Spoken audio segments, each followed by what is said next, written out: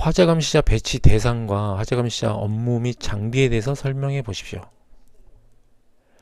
네, 화재 감시자의 배치 대상과 화재 감시자 업무 및 장비에 대해서 설명드리겠습니다. 산업안전보건 기준에 관한 규칙 제 241조의 2 화재 감시자에 의거해서 말씀드리겠습니다. 용접용단을 작업하는 경우에 감시자를 지정하여 용접용단 작업 장소에 배치해야 합니다.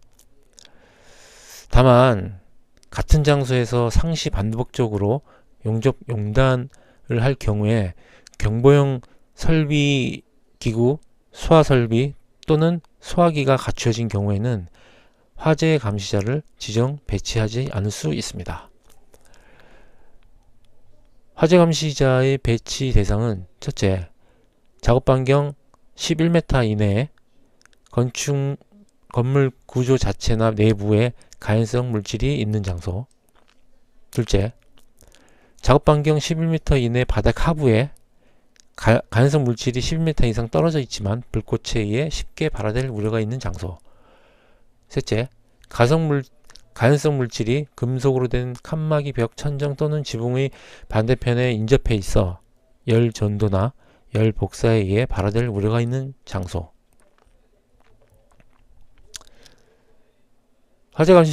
두 번째로 화재 감시자의 업무는 첫째, 가연성 물질이 있는지 여부의 확인. 둘째, 가스 검지, 경보 성능을 갖춘 가스 검지 및 경보 장치의 작동 여부의 확인. 셋째, 화재 발생 시 사업장 내 근로자의 대피 유도.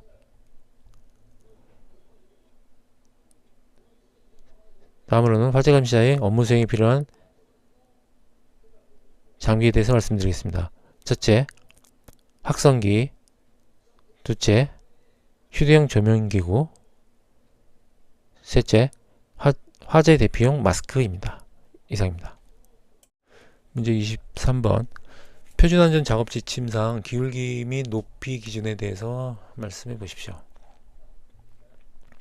네, 표준안전 작업 지침상 기울기 및 높이 기준에 대해서 말씀드리겠습니다.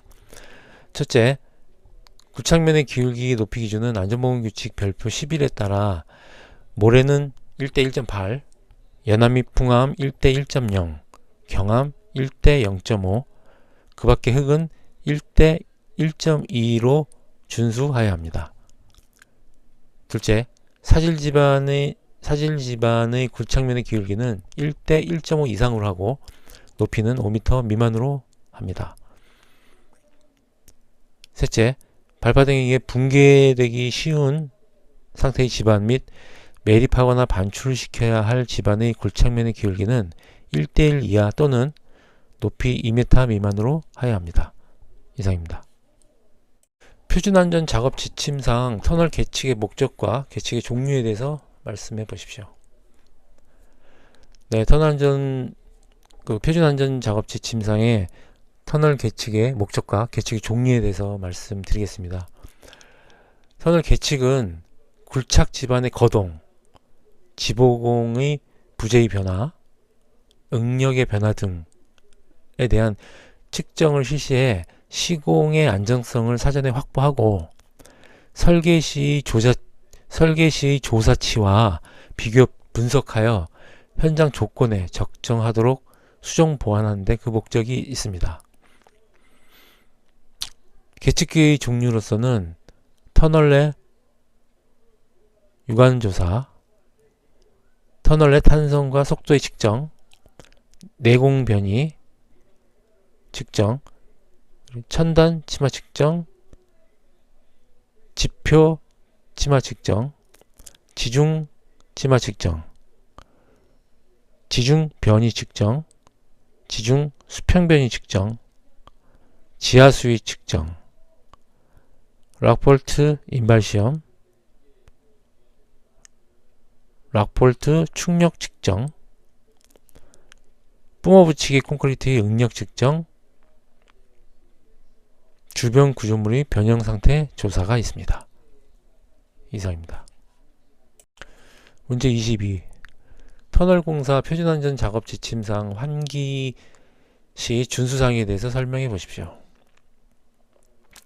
네, 터널 공사 표준안전 작업 지침상의 환기 시 준수사항에 대해서 설명드리겠습니다.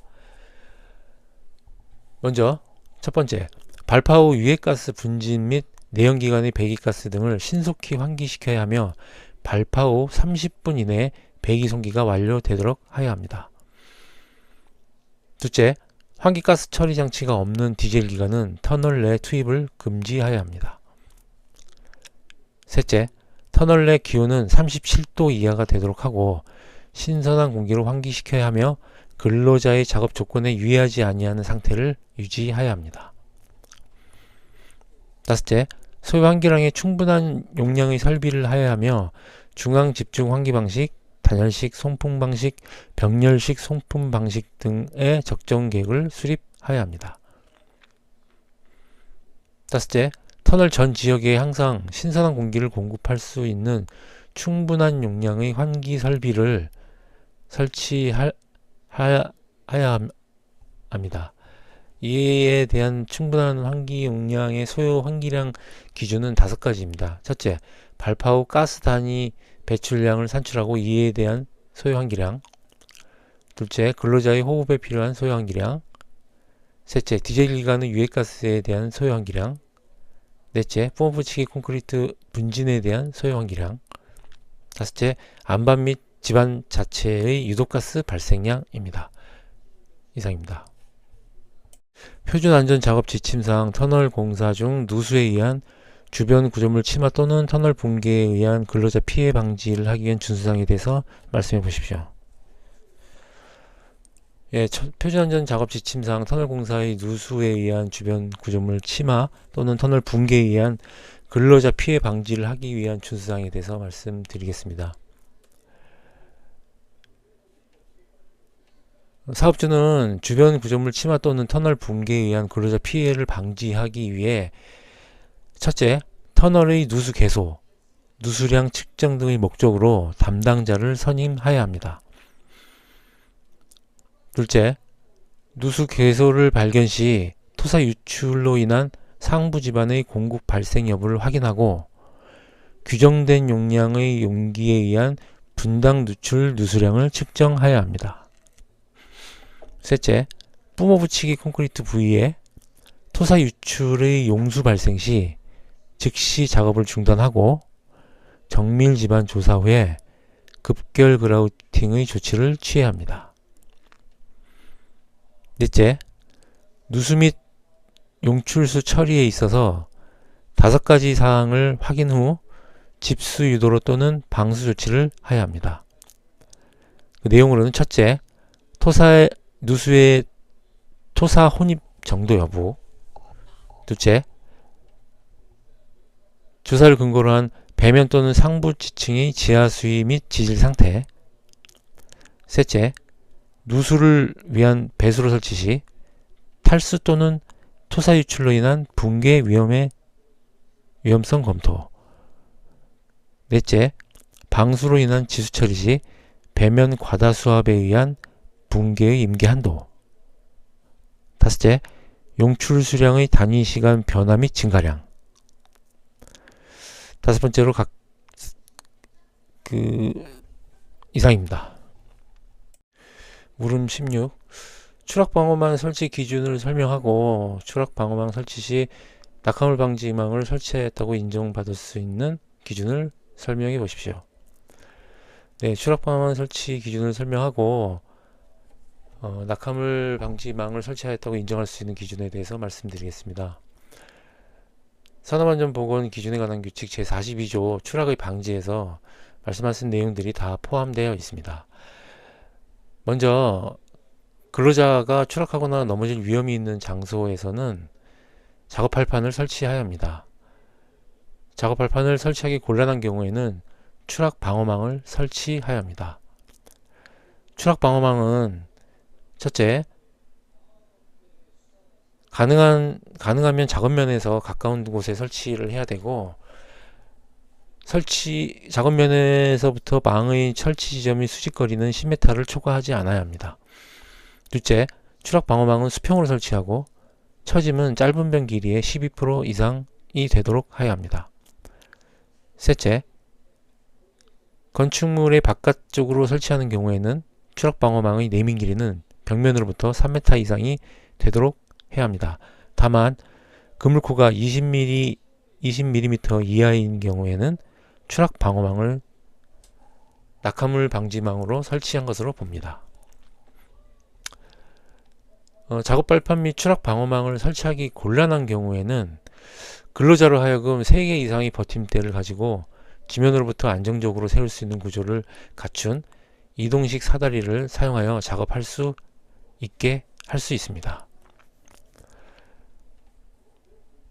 첫째, 평탄하고 견고하며 미끄럽지 않은 바닥에 이동식 사다리를 설치해야 합니다. 둘째, 이동식 사다리의 넘어짐 방지를 위해서 견고한 시설물에 연결하여 고정하거나 아웃리거를 설치하거나 아웃리거가 붙어있는 이동식 사다리를 설치하거나 이동식 사다리를 다른 근로자가 지지하여 넘어지지 않도록 하는 등의 해당 조치를 취해야 합니다. 셋째, 이동식 사다리의 제조사가 정하여 표시한 이동식 사다리의 최대 사용 하중을 초과하지 않는 범위 내에서 사용해야 합니다. 넷째, 바닥면에서부터 높이 3.5m 이하의 장소에만 사용할 수 있습니다. 다섯째, 최상부 발판 및 그 하단 디딤대에서 올라서서 작업할 수 없습니다. 다만 1m 이하인 사다리는 제외됩니다. 여섯 번째, 안전모를 착용하되 작업 높이가 2m 이상인 경우에는 안전모와 안전대를 함께 착용하여야 합니다. 일곱 번째, 이동식 사다리는 사용 전에 변형 및 이상 유무를 점검하여 이상이 발견되면 즉시 수리하거나 그 밖에 필요한 조치를 취해야 합니다. 이상입니다. 철골 세우기 작업 시에 자립도 검토 기준 6가지에 대해서 설명해 보십시오. 네, 철골 세우기 작업 시 자립도 검토 기준하는 6가지에 대해서 답변 드리겠습니다. 첫째, 구조물의 폭과 높이의 비가 1:4인 구조물. 둘째, 높이 20m 이상의 구조물. 셋째, 연면적당 철골의 양이 50km 메타제곱 이하인 구조물. 셋째, 단면 구조가 현저한 차이가 있는 구조물. 다섯 번째, 기둥이 타이플레이트형인 구조물. 여섯 번째, 이음부가 현장 용접인 구조물입니다. 이상입니다. 철골 건립 시 검토사항 및 안전대책에 대해서 설명해 보십시오. 네, 철골 건립 시 검토사항 및 안전대책에 대해서 설명드리겠습니다. 먼저 산업안전보건 기준에 관한 규칙 제380조 철골 조립 시 위험 방지, 381조 승강로의 설치, 382조 가설통로의 설치, 383조 작업의 제한에 대해서 의거해서 말씀드리겠습니다. 먼저 380조 철골 조립 시 위험 방지에서는 접합부가 충분히 지지되도록 볼트를 체결하거나 견고한 구조가 되기 전까지는 철골의 거리로프 등으로부터 분리해서는 안됩니다. 381조 승강로의 설치에서는 철골 부재에 수직 방향으로 이동하는 철골 부재에 답당 간격이 30cm 이내가 되도록 승강로를 설치하고 수평 방향 철골과 수직 방향 철골이 연결되는 부분에는 연결 작업을 위해 작업 발판을 설치해야 합니다. 382조 가설 통로의 설치에서는 근로자의 주요 이동 통로에 고정된 가설 통로를 설치해야 합니다. 383조 작업의 제한에서는 풍속 초상 10m 이상, 강우량 시간당 1mm 이상, 강설량 시간당 1cm 이상인 경우에는 철골 작업을 중지해야 합니다. 물음 14. 차량계 건설기계의 종류를 설명하고 산업안전보건 기준에 관한 규칙상 안전조치에 대해서 설명해 보십시오. 예, 차량계 건설기계 종류와 산업안전보건 기준에 관한 규칙상 안전조치에 대해서 말씀드리겠습니다. 먼저 차량계 건설기계란 동력원을 사용하여 특정되지 아니하는 장소로 스스로 이동할 수 있는 건설기계를 말합니다. 종류로는 도저형 건설기계, 모터그레이더, 로더, 스크레이퍼, 크레인형 굴착기계, 굴착기, 항타기 항발기, 천공용 건설기계, 집안 안밀 치마용 건설기계, 집안 다짐용 건설기계, 준설용 건설기계, 콘크리트 펌프카, 덤프트럭, 콘크리트 믹서트럭, 도로 포장용 건설기계, 골재 채취용 및 살포용 건설기계,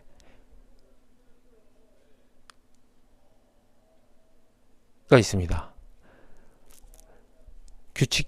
산업안전보건 기준에 관한 규칙 안전조치 사항으로서는 첫째, 197조의 전조등의 설치, 198조 낙하물의 보호구조, 199조 전도의 방지, 200조 접촉의 방지, 201조 차량계 건설기의 이송, 202조 승차석 외의 탑승 금지, 203조 안전도의 준수, 204조 주용도 외 사용 제한, 205조 붐 등의 강화에 의한 위험 방지, 제206조 수리 등의 작업 시 조치로 10가지가 있습니다. 먼저 197조 전조등의 설치는 작업을 안전하기 위해서 전조등을 갖추어야 합니다. 두 번째 198조 낙하물의 보호구조는 암석이 떨어질 우려가 있는 위험한 장소에서는 불도저, 모터그레이더, 로더, 스크레이퍼 등 해당되는 차량계 건설기계에 견고한 낙하물 보호구조를 하여야 합니다. 199조 전도의 방지에서는 기계가 넘어지거나 굴러 떨어짐으로써 근로자가 위험해질 우려가 있는 경우에는 유도하는 사람을 배치하고 집안의 부동치마를 방지하고 갓길의 붕괴 방지를 하고 도로폭을 유지하는 등의 필요한 조치를 해야 합니다. 200조 접촉의 방지에서는 건설기계에 접촉되어 근로자가 부딪힐 위험이 있는 장소에서 근로자를 출입시켜서는 안됩니다. 201조 차량계 건설기계의 이송에서는 싣거나 내리는 작업은 평탄하고 견고한 장소에서 해야 되고 발판이나 가설대를 사용하는 경우에 충분한 폭과 강도, 적당한 경사를 확보해야 합니다. 202조 승차석 외 탑승 금지는 승차석이 아닌 위치에 근로자를 탑승시켜서는 안됩니다. 203조 안전도의 준수에서는 최대 하중을 준수하여야 합니다. 204조 주용도 외 사용 제한에서는 그 기계의 주된 용도에만 사용하여야 합니다. 205조 붐 등의 강화에 의한 위험 방지에서는 건설기계의 붐, 암 등을 들어올리고 그 밑에서 수리 점검 작업을 하는 경우에 위험 방지를 위해 근로자에게 안전지지대 또는 안전블럭을 사용하도록 하여야 합니다. 206조 수리 등의 작업 시 조치에서는 작업 순서를 결정하고 작업을 지휘해야 되고 안전지지대 또는 안전블럭을 사용해야 합니다. 이상입니다. 공사 현장에서 진동을 발생시키는 건설기계의 종류와 대책에 대해서 설명해 보십시오. 네, 공사 현장에서 진동을 발생시키는 건설기계의 종류와 대책에 대해서 설명드리겠습니다. 먼저 공사 현장에서의 진동은 전신 진동과 국소 진동이 있습니다. 전신 진동을 일으키는 건설기계는 항타기, 항발기, 그리고 천공기, 굴착기, 공기압축기, 브레이커, 브레카, 로더, 다짐기계, 발전기, 차감기 등이 있습니다.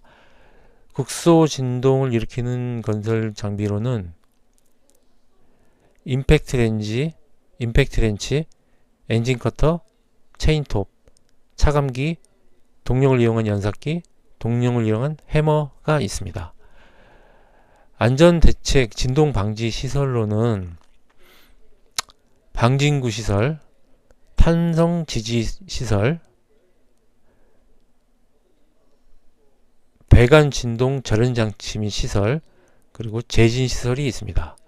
이상입니다. 비교 높이 2m 이상인 작업 장소에서 쓰는 작업 발판의 구조에 대해서 설명해 보십시오. 네, 비계 높이 2m 이상인 작업 장소에서의 작업 발판의 구조에 대해서 말씀드리겠습니다. 산업안전보건기준에 관한 규칙 제56조 작업 발판의 구조에 의거해서 말씀드리겠습니다. 첫째, 재료는 하중에 견디는 견고한 구조여야 합니다. 둘째, 폭은 40cm 이상으로 발판 재료는 틈과 3cm 이하여야 합니다. 셋째, 선박보트 건조업에서는 30cm 이상으로 하고 틈은 5cm 이하로 할 수 있습니다. 넷째, 추락 위험 시 안전난간을 설치하여야 합니다. 다섯째, 지지물은 하중에 의해 파괴될 우려가 없는 것으로 하여야 합니다. 여섯째, 뒤집히거나 떨어지지 않도록 둘 이상의 지지물에 연결 고정하여야 합니다. 일곱 번째, 작업 발판 이동 시 위험 방지 조치를 하여야 합니다. 이상입니다. 산업안전보건관리비와 안전관리비에 대해서 비교 설명하세요. 네, 산업안전보건관리비와 안전관리비에 대해서 말씀드리겠습니다. 먼저 산업안전보건관리비는 산업안전보건법 제72조 산업안전보건관리비 개정에 의거해서 말씀드리겠습니다. 건설공사 발주자는 도급을 체결하거나 사업계획을 수립할 때 건호부 장관의 고시에 따라서 산재 예방을 위해 사업비에 계상하여야 합니다. 산업안전보건관리비는 산업재해 예방을 위해서 건설공사 현장에서 직접 사용되거나 본사에 설치된 안전전담부서에서 법령 규정을 이행하는 데 소요되는 비용을 말합니다. 대상액은 직접 재료비, 간접 재료비, 직접 노무비를 합한 금액이고 적용의 범위는 건설공사 중에 총 공사금액 2천만원 이상인 공사에 적용을 하게 됩니다. 계상액은 건축공사인 경우에 5억 미만인 경우에는 대상액의 2.93%, 5억 이상 50억 미만인 경우에는 대상액의 1.86%의 요율과 기초액 534만 9천원을 더한 금액을 합니다. 50억 이상인 경우에는 대상액의 1.97%의 요율을 반영하고 보건관리자가 선임 대상인 건설공사에는 대상액의 2.15%의 적용 비율을 반영합니다. 산업안전보건관리비의 사용 기준은 첫째, 안전관리자, 보건관리자의 임금. 둘째, 안전시설물 등. 셋째, 안전보건 진단비. 넷째, 보호구. 다섯째, 안전보건 교육비. 여섯째, 근로자 건강장애 예방비. 일곱 번째, 건설재해 예방 전문 지도기관의 지도에 대한 대가. 여덟 번째, 본사 전담 조직에 소속된 근로자의 임금 및 업무 수행 비용. 아홉 번째, 법 24조 산업안전보건위원회 법 75조 노사협의체에서 사용하기로 한 금액 및 위험성 평가에 관련된 금액이 해당이 됩니다. 다음으로는 안전관리비에 대해서 말씀드리겠습니다. 안전관리비는 건설기술진흥법에 나와 있는 내용으로서 건설공사의 안전관리를 위해 사용되는 비용을 말합니다. 안전관리비 항목으로는 첫째, 안전관리 계획의 작성 및 검토 비용. 두 번째, 안전점검 비용. 세 번째, 발파 부착 등 건설공사로 인한 주변 건축물의 피해 방지 대책 비용. 네 번째, 공사장 주변의 통행안전 관리 대책 비용. 다섯 번째, 계측장비 폐쇄로, 그러니까 계측장비 CCTV 등 안전 모니터링 장치의 설치 운영 비용. 6번째, 가설 구조물의 구조적인 안정성 확인 비용. 7번째, 무선 설비 및 무선 통신을 이용한 건설공사 현장의 안전관리 체제 구축 운영 비용이 있습니다. 이상입니다. 철골공사와 콘크리트 공사의 비파괴 검사에 대해서 설명해 보십시오. 네, 철공사와 콘크리트 공사의 비파괴 검사에 대해서 말씀드리겠습니다. 먼저 콘크리트 공사는 슈미트해머, 초음파법, 인발법, 방사선법, 진동법, 철근탐사법이 있으며, 철골공사의 경우에는 유관검사, 자분탐상법, 방사선 투과법, 초음파 탐상법, 액체 투입 탐상법이 있습니다. 이상입니다. 건설기술진흥법상 가설 구조물의 구조적인 안전성 확인 대상과 관계 전문가의 범위, 그리고 제출 서류에 대해서 설명해 보십시오. 네, 건설기술진흥법상 가설 구조물의 구조적인 안전성 확인 대상과 관계 전문가, 그리고 제출 서류에 대해서 설명드리겠습니다. 건설기술진흥법 시행령 제101조의 2 가설 구조물의 구조적 안전성 확인에 의거해서 말씀드리겠습니다. 먼저 구조적 안전성을 확인받아야 되는 가설 구조물의 대상은 첫째, 높이가 31m 이상인 비계, 둘째, 브라켓 비계, 셋째, 작업 발판 일체형 거푸집 또는 높이가 5m 이상인 거푸집 및 동발이, 넷째, 터널의 지보공 또는 높이가 2m 이상인 흙막이 지보공, 다섯째, 동력을 이용하여 움직이는 가설 구조물, 여섯째, 높이 10m 이상에서 외부 작업을 하기 위해 작업 발판 및 안전시설물을 일체화하여 설치하는 가설 구조물, 일곱 번째, 공사 현장에서 제작하여 조립 설치하는 복합형 가설 구조물, 여덟 번째, 그 밖의 발주자 또는 인허가 기관의 장이 필요하다고 인정하는 가설 구조물입니다. 관계 전문가는 기술사법에 따라 등록된 기술사로서 건축구조기술사, 토목구조기술사, 토질 및 기초기술사, 건설기계기술사입니다. 세 번째로 제출해야 될 서류는 첫째, 시공 상세도면, 둘째, 관계 전문가가 서명 또는 기명 날인한 구조 계산서입니다. 이상입니다. 물음 9. 관광비계 조립 시 준수사항 및 설치 기준에 대해서 설명하십시오. 네, 관광비계 조립 시 준수사항 및 설치 기준에 대해서 설명드리겠습니다. 산업안전보건 기준에 관한 규칙 제59조 관광비계 조립 시 준수사항, 제60조 관광비계의 구조에 의거해서 말씀드리겠습니다. 먼저 제59조 관광비계 조립 시 준수사항에서는 첫째, 비계 기둥에는 미끄러지거나 침하하는 것을 방지하기 위해 밑받침 철문을 사용하거나 깔판, 받침목 등을 사용하여 밑둥잡이를 설치하는 등의 조치를 해야 합니다.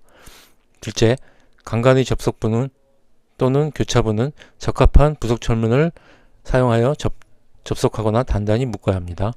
셋째, 교차 가세로 보강해야 합니다. 넷째, 벽 이음 및 버팀을 설치해야 합니다.